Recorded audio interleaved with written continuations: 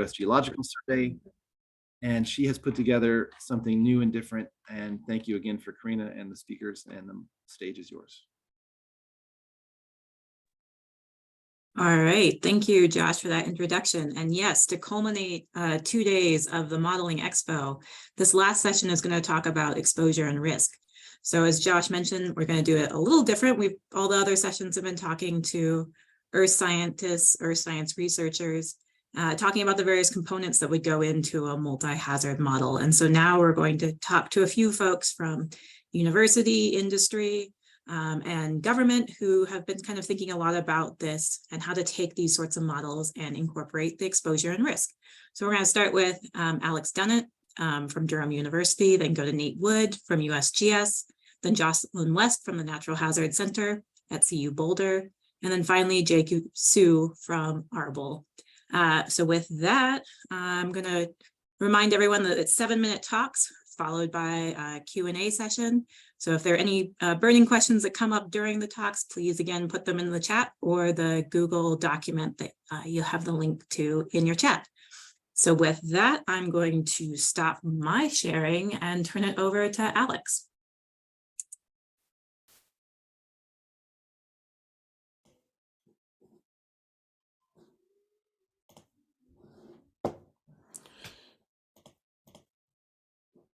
All right.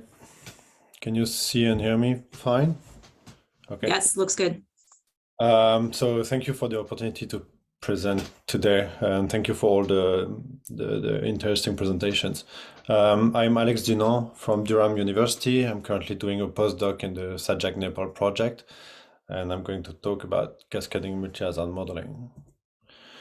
So the multi-hazard concept. So often when we talk about hazard or risk assessment, we have like single hazard, for example. We have a single hazard layer overlapped onto exposure data. The second step would be what I call the multi-layer single hazard, where you have actually several hazard type overlapped onto exposure model. What I mentioned as multi-hazard in this presentation is actually to have those different layers actually talk to each other, which would increase dramatically the model complexity. As you have seen, it's quite difficult to expand a software to integrate other modeling and other softwares, and it can also lead to the issue of having a higher computation that become unmanageable. So the conceptual vision I work with is actually to use a graphical approach. So what is a graph? So a graph is basically points and lines connected together. So the points are also called nodes. The lines are called edges, and they can actually represent things in real life. So they can be, for example, on the right-hand side, you can see the nodes can be airport and the line can be flight connections. So how does it tie it with multi-hazard and cascading hazards? So the main idea of this concept is that you have to translate the landscape into a risk system whereby any natural processes is interesting as long as it can have a direct or indirect impact on the exposure you're trying to assess. So the idea is that once you have the element of the risk system that you want to integrate, you can build a connection between them. So for example, that would be, let's say, an earthquake that can trigger a landslide that can have an impact on the building assets. So out of all those connections, you can actually build a network of potential effects. Then what's interesting is that you can also add to the network different values that you would have from, for example, raster data. That would be, for example, a water depth for a house, or a PGA at a specific slope unit. So once the network is created, you can start to generate scenarios by spreading and testing the different branches of the network. And through iterative Monte Carlo simulation, you generate many of them. So you end up with a database that you can then analyze. The interesting thing is that really the probabilities are not going in the model, they are more the output of the model. So just to show you what the simulation is, in this case, it's an epidemic, but it works the same way. You've got an initial stimuli that's actually spread on branches based on different condition or thresholds. until you reach the end node, and basically you start again in a Monte Carlo simulation way. So I've seen one of the presenter talking about Frank Joseph, and that was also sort of the guinea pig area for our model as well, where we try to build this complex multi-risk modeling, integrating earthquake, landslide, flooding, stop banks, housing as well, and roads. And we build a network that you can see on the right. So we generated many different scenarios of cascades, and the output that you can get could be qualitative, like the map you can see on the right, or it can be qualitative, like the plots you can see on the left. And if you look at the bottom left plot, you can see that you can have also the impact and losses per probability for individual hazards, but you see the multi-hazard result as well. So in this case, it's dominated by earthquake. But the interesting thing compared to a single hazard assessment is that you can see accumulation at lower losses, but you can see also that the extreme becoming more extreme. So we are doing the same thing in Nepal, in the current Sajak Nepal project. The idea is that from an earthquake shaking, you have an effect on the slope that can trigger landslide and have both impact on the building. So we use ground motion, susceptibility model, and radar model, using flow arm model in this case. It's slightly different as we try to improve the method, but basically the multi-risk landscape is translated to hyper-edge, hyper network instead of a network, where you, instead of tying things with line, you tie things with surfaces, which actually improve the computation time as well. So what we did was to take an ensemble of earthquake scenarios and try to see the impact on the individual building, and the cascading effect, so landslide, as you can see on the right hand side. So you've got earthquake impact, and you've got the multi-hazard impact, earthquake plus landslide. So I will just go flick through them. As you see, the risk is actually moving up in the hills.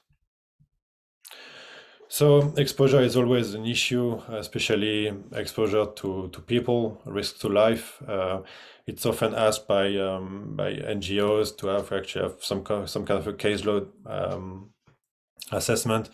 So we decided to actually, instead of to add to the model by using a collaboration with Facebook Data for Good, where we have two sets of data sets, so the number of Facebook users every 8 hours covering the whole country, and also the flux of Facebook users from one of the cell to the next.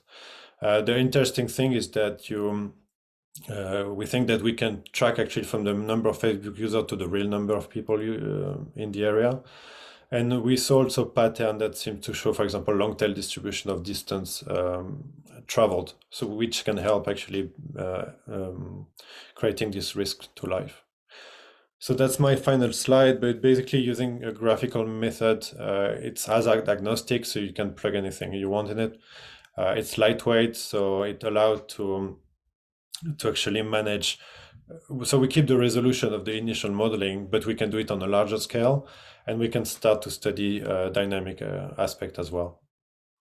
Thanks. That's it.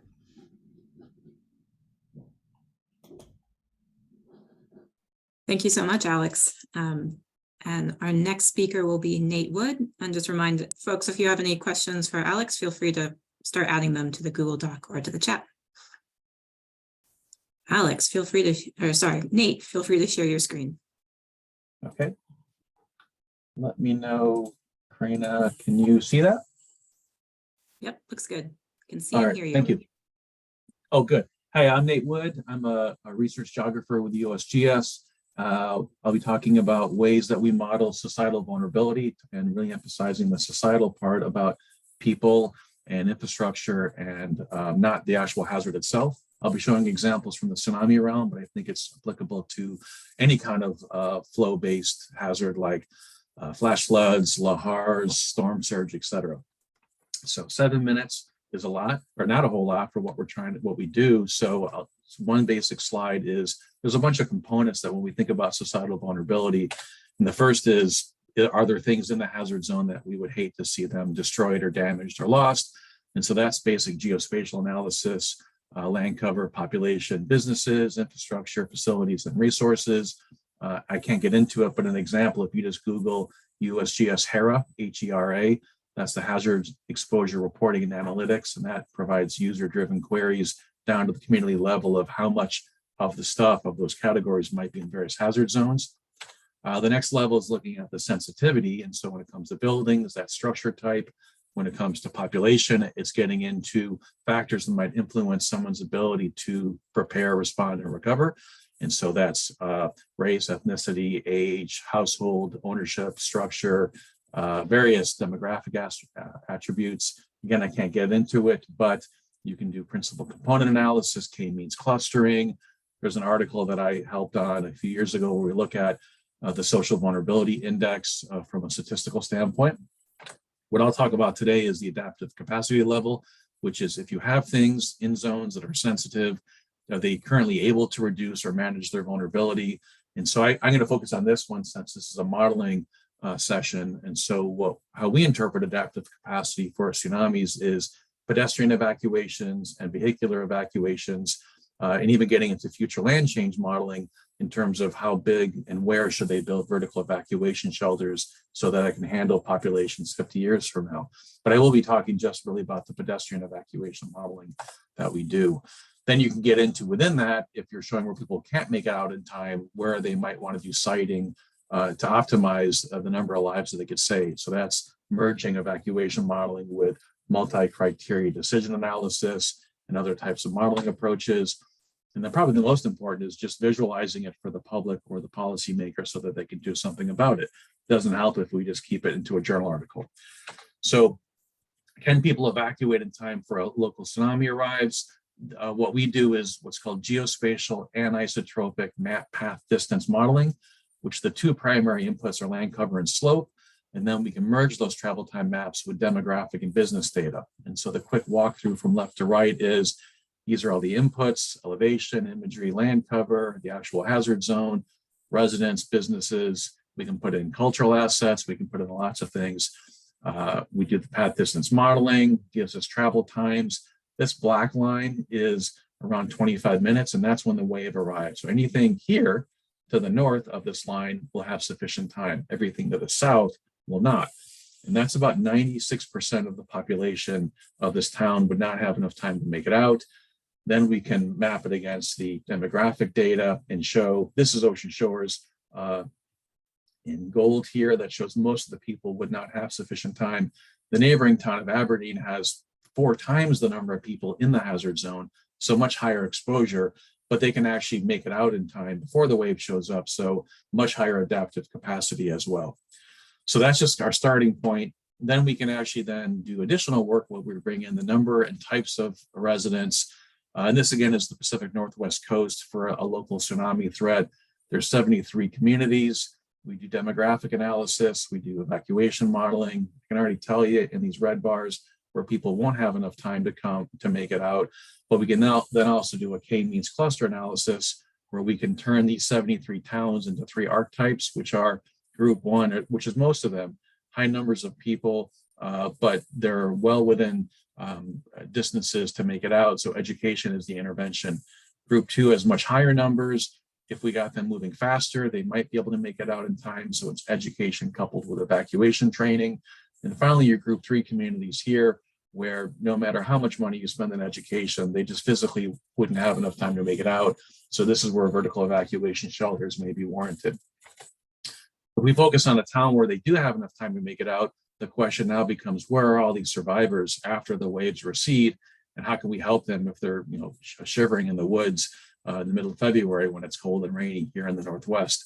And so we combine the evacuation modeling with flow accumulation modeling, and instead of water running downhill, it's people running uphill, and we can help the state and the county figure out how many people are coming to these pre-established assembly areas by developing watersheds of people and then merging that with demographic data to show Site 3 has huge numbers of residents, but Site 8 has huge numbers of community businesses and public venues. And so trying to help them of that next step with assembly area preparations of certain caching, if there's older folks that need more blankets, medication, et cetera, versus tourists who may just be there on the wrong day.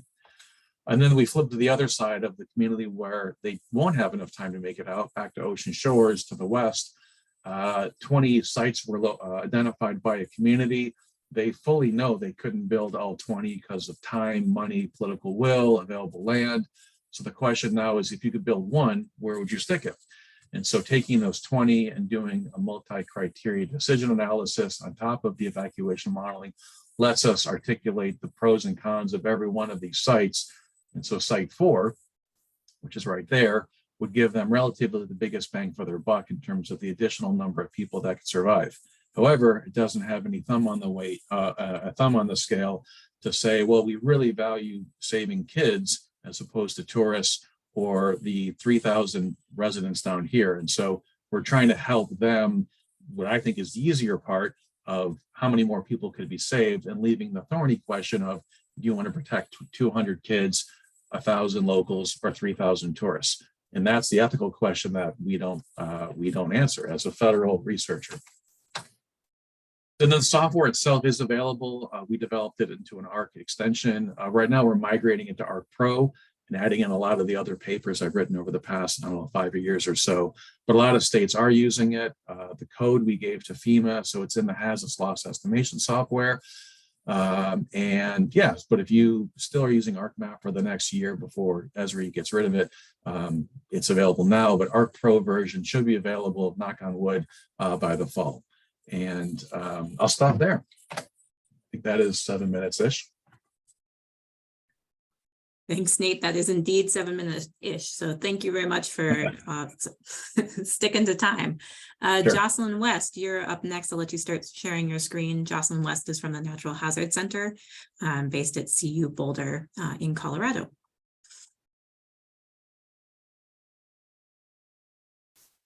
All right, looks good. Okay, thank you, everyone. Thanks for inviting me to join you. My name is Jocelyn West. I am a PhD student in sociology at the University of Colorado Boulder, and I work at the Natural Hazard Center.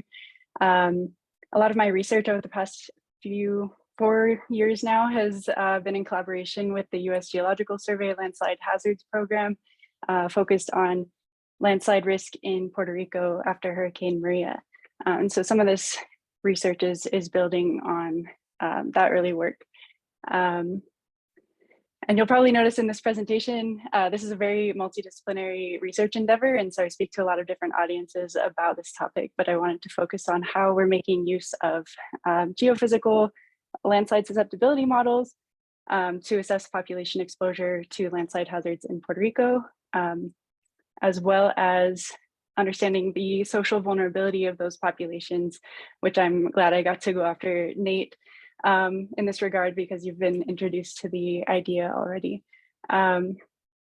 So I'm talking about population exposure assessment, partly because a lot of risk assessment kind of stops at assessing vulnerability of the built environment and rarely gets into looking at what are the human impacts or the human exposure to the hazards that we're concerned about. And so one thing I'm trying to push forward is looking at simple ways to start to assess who is exposed to these hazards, where, when, and what are the differences between those people that might make the impacts of that hazard worse for them or harder to recover from over time. And so this is part of a three-part study using mixed methods, so quantitative geospatial analysis, as well as qualitative in-person interviews and focus group discussions about the impacts of landslide hazards in Puerto Rico. So this design first starts with the population exposure analysis, for which we use the landslide susceptibility model developed by Hughes and Schultz for Puerto Rico, using data that was collected after Hurricane Maria in 2017. It's at 5-meter resolution. And this is combined with a gridded population data model from WorldPop, which is at the 100-meter scale. And so we resampled the susceptibility model to 100-meter pixel scale. And we did that we feel comfortable doing that because we're interested in the way that people are exposed to landslide hazards in their day-to-day lives. And so we don't need it actually to be as precise as 5-meter resolution because people move around and their homes have a bigger footprint than 5-meter resolution. So we basically looked at the number of people within each of the 5 categories used by the landslide susceptibility model. So that goes from low, medium, high, very high to extreme susceptibility. And again, that's just the physical susceptibility. From there, we also looked at the correlation between a model of social vulnerability, which uses a lot of demographic variables like poverty, gender, education level, race, etc. We looked at the correlation between landslide susceptibility and social vulnerability at the census tract scale. And again, we focused on qualitative research to somewhat validate the results of this study with a community who lives in the Central Mountains in Utuado in Puerto Rico. So just briefly, this is a visual example of the social vulnerability index. The demographic data tends to only be provided at these like political scales or at census tract level. And so that's one of the limitations of better integrating analyses of social considerations into physical models is just aligning the scales. Some of my research also looks at whether the existing data on this concept of vulnerability to hazards is actually representative of the impacts of these hazards on people's lives. So these models also stand to be improved on their own, but I also advocate for them to be integrated with physical risk models. So what we found for population exposure is that over 1/3 of the entire population of Puerto Rico live in areas of high to extreme susceptibility to landslides. And 6% of the population lives in just the top 1% of the most susceptible areas to landslides. And so those numbers are important to me because they help us advocate like politically for the importance of addressing landslide hazards. And that's a challenge because landslides in Puerto Rico tend to get, in terms of data collection, tend to get nested under the impacts of hurricanes, heavy rainfall events, earthquakes, etc. So having these numbers helps us demonstrate the scale of the problem and start to learn more about potential impacts.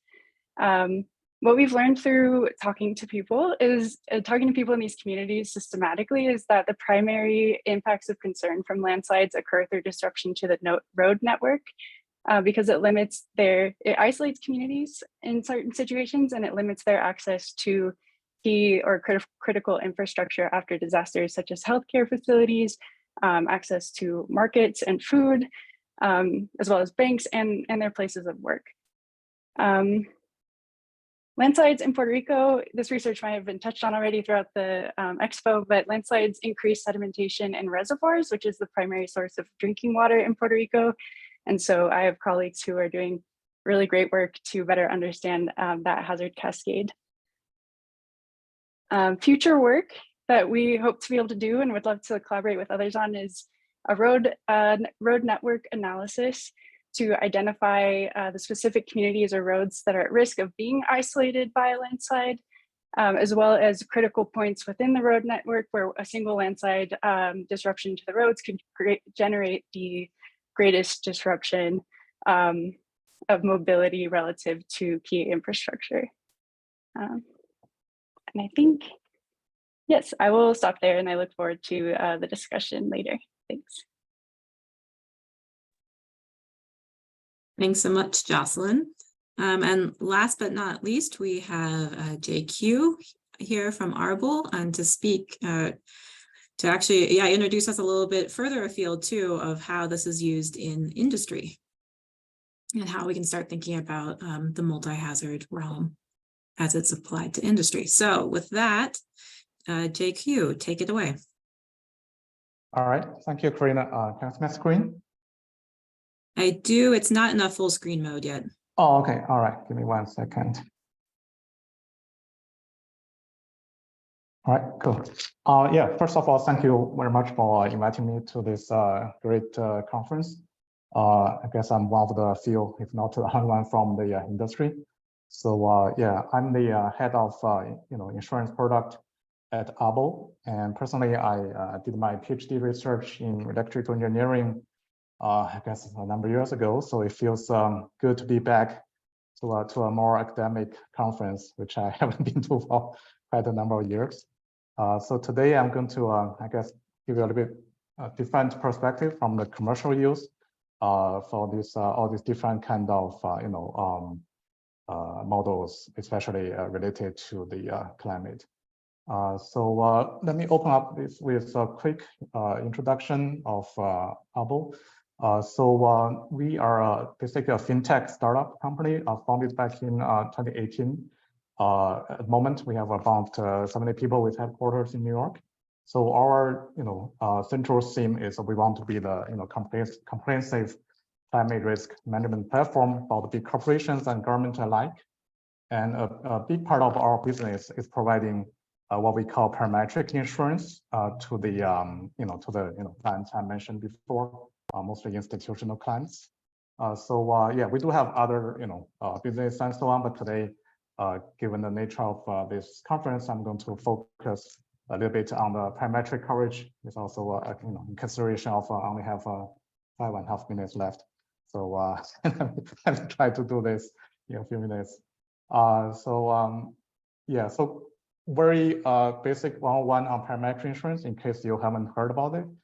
Typically, insurance covers your loss, your damage, right?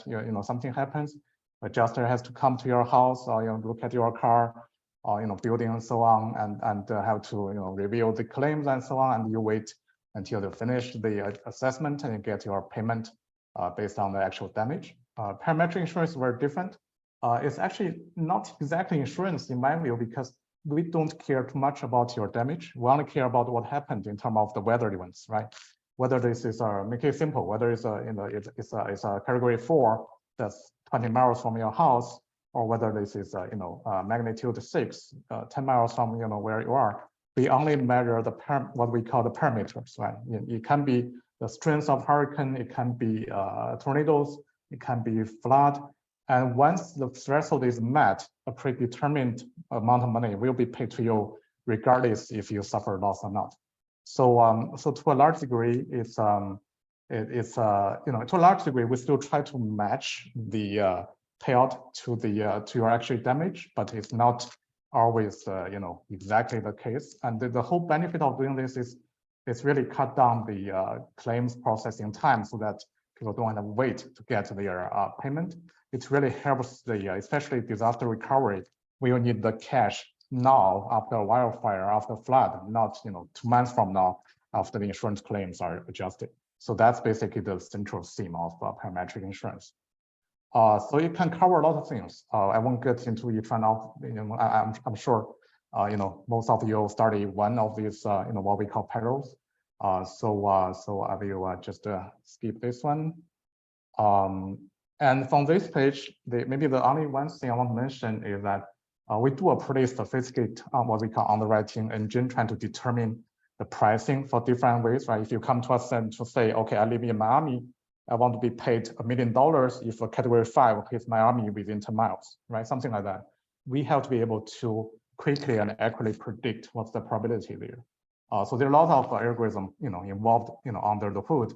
But I guess a key challenge we face these days is probably also potentially a big research topic for you guys to look at the trend, because everybody seems to agree that climate change is causing these more extreme weather events more frequently happening, right?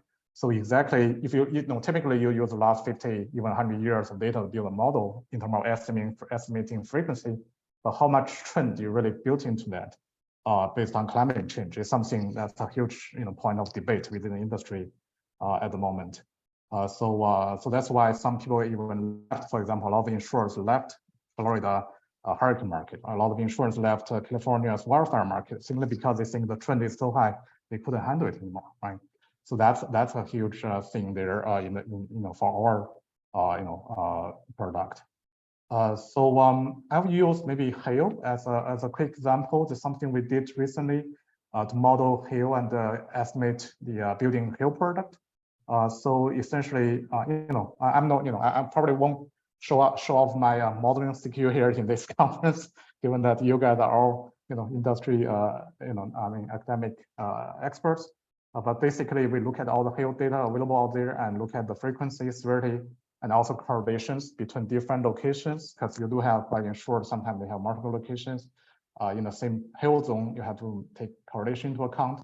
And to the right of the page, I have a little map showing the sort of the frequency estimate of hail of 1 inch or above in the whole continental US. And not surprisingly, you have the central states having the highest frequency, right? And the actual product we have, give a quick flavor, is that we try to tie the parameter, right? In this case, we use the max hail size as a parameter and try to tie that to the exact damage. A typical, like a client of us would be a car dealership, right? They come to us and say, we want to get extra hail coverage based on max hail size. Then we'll say, let's say, oh, $1 million will be paid to you if the hail max size is greater than 2 inches, but it will go down as the hail size goes down. And because the smaller hails does cause, do cause smaller damage based on, the assessment. And once the hail size goes below 1.25 inches, there, usually not too much damage on cars. So that's the kind of things we have, and this is based on a third-party data. And then once you get report that saying, let's say 1.5 inches of hail fell at your insured location, we'll pay you 75% of the total limit, right? So that's essentially how parametric works. And we even use sensors. These are hail paths trying to capture hail size at different locations, in addition as a supplement to the weather reports, because when it comes to hail, weather reports is not very accurate or very granular enough sometimes. And also maybe related to this conference, I joined the earlier session around flooding. This here is another product in the market where you see right next to the door, they actually put a little bit water sensor here trying to gauge what the depth of the flood water, and you tie that to your payment of your policy, right? If the water reaches 2 feet or 3 feet, you get different payment amount. Part of the reason was because flood is really hard to get accurate measurement based on weather reports.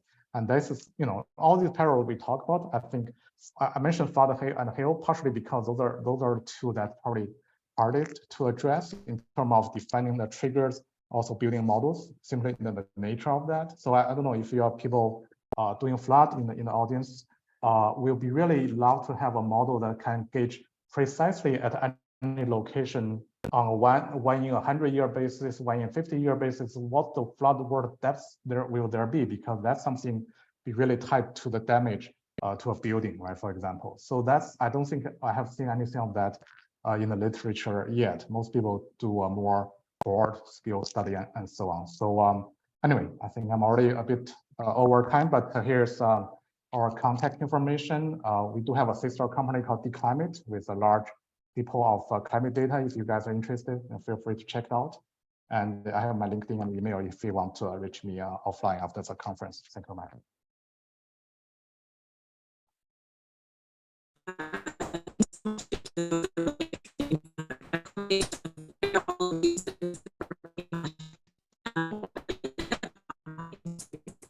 All of our leaders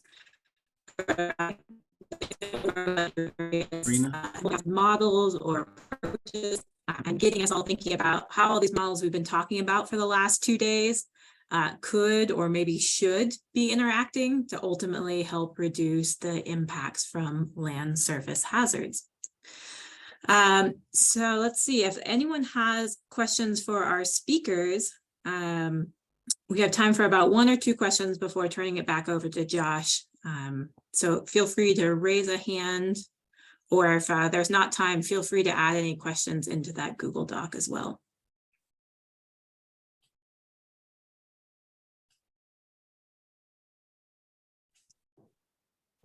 Hearing nothing initially, I'd like to actually just ask the panel quickly. what modeling in your minds, as you're kind of integrating all of these things, do you think needs attention? Is there a specific hazard that's maybe less evolved in their modeling? Is there kind of data needs to make, or data integration problems that are particularly hampering some of your work? Corina, I can. This is Nate. I think, sure, Nate. One of the things, since we're doing evacuation modeling, is it doesn't matter to me the type of hazard, but the idea of trying to capture run out where the thing could be impacting people, but also the speed of onset. I've worked with a lot of other hazards, and there's people thinking like, oh, it's all about probabilistic. And I'm like, probabilistic is great, but that helps insurance, that helps building codes. But when it comes to like whether people can make it out in time, if you're aggregating 300 sources around the Pacific Basin, that doesn't help me. I need to know, like, disaggregated, how fast would one from a tsunami from Alaska versus Japan versus Chile show up? So I think how fast something shows up. I know like the Lahar modeling folks will often add like travel times of the actual front of the material. So having that time element is really important to figure out whether people would be, how would they be impacted or not. Great, thanks. Yeah, other panelists, do you have thoughts to share on that?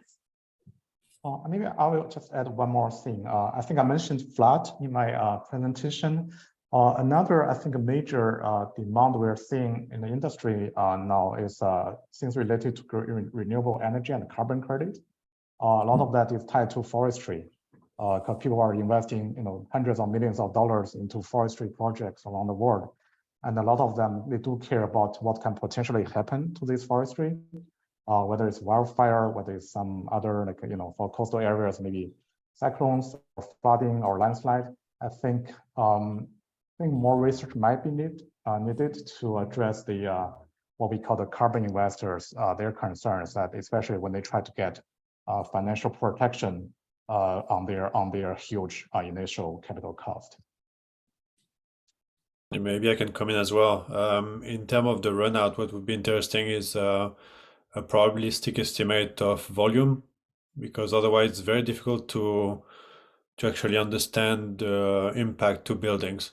If you just got pretty much a 2D map, you don't know if it's a rock falling on the building or if it's 1 million cubic meters. So, and it's true for the road as well, because you don't know how much they are going to impair access.